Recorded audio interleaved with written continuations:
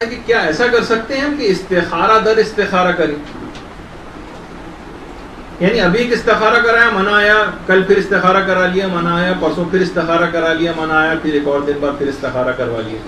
تو دیکھیں یہ تو ایک مذاق ہے، یہ تو نہیں چلے گا. البتہ دو شرطیں اگر ہوں تو استخارہ دوبارہ کروا سکتے ہیں، اور یہ دونوں شرطیں آیت اللہ سیستانی نے اپنے ایک فتوے میں ذکر کی ہیں، لیکن اور علماء بھی اسی کے قائل ہیں. استخارہ در دو شرطیں کیا ہیں؟ پہلی شرط تو یہ ہے کہ اگر تغیر موضوع ہو جائے تو پھر استخارہ دوبارہ ہو سکتا ہے. تغیر موضوع کیا ہے؟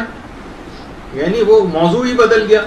مثلا ہم نے ایک لڑکی سے شادی کے لیے استخارہ دیکھا، وہ منع آ گیا، نہیں کیا. اب دوسری لڑکی، اب موضوع بدل گیا، اب کوئی دوسرا رشتہ آ گیا، اس کے لیے پھر استخارہ دیکھ سکتے ہیں، چاہے اگلے دن ہی کیوں نہ ہو. اتفاق سے وہاں سے بھی ریجیکشن ہو گئی، انہوں نے ہمیں منع کر دیا. اب ہم تیسری لڑکی کے لیے تیسرے دن اس کے لیے پھر استخارہ دیکھ سکتے ہیں، کیونکہ موضوع میں پھر تغیر ہو گیا.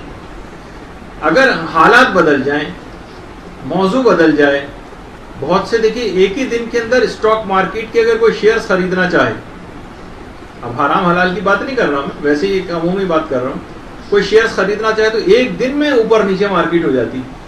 کل ہمیں منع آیا تھا، آج اگلے دن مارکیٹ میں تبدیلی ہو گئی، شیئرز اوپر چلے گئے دوبارہ.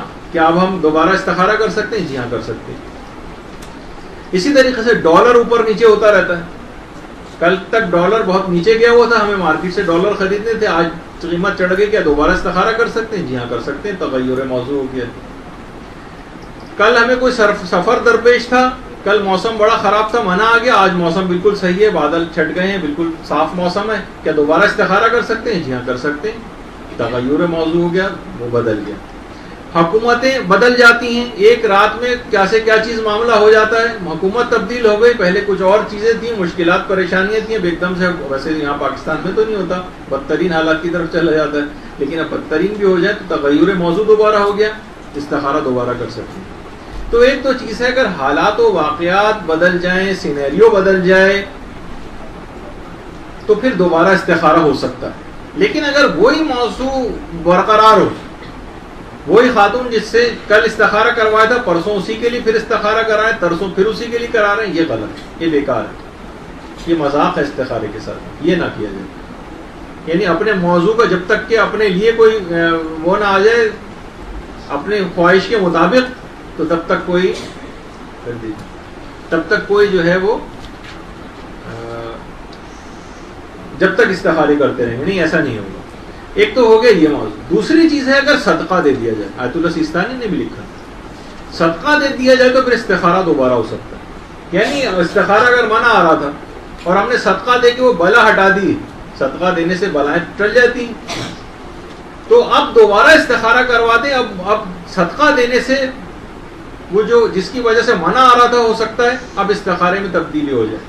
تو یا تو موضوع میں تغیر ہو جائے یا صدقہ دے دیا جائے تو پھر استخارہ دوبارہ ہو سکتا ہے. لیکن اگر بالفرض ہم نے پھر بھی کئی استخارے کروا لیے، کئی استخارے، تو پھر ہم کون سے والے استخارے کو صحیح سمجھیں؟ کون سا والا صحیح رہے گا استخارہ؟ جو سب سے پہلا کروایا. بعد کے جتنے استخارے ہیں جس میں ہم نے اس بات کا خیال نہیں کیا اور دھڑا دھڑ کرواتے چلے گئے اپنے مطلب کا استخارہ لانے کے لیے، وہ سب بیکار ہے. سب سے پہلا والا جو استخارہ ہے بس اسی کو ہم خاطر میں لے کر آئیں گے ورنہ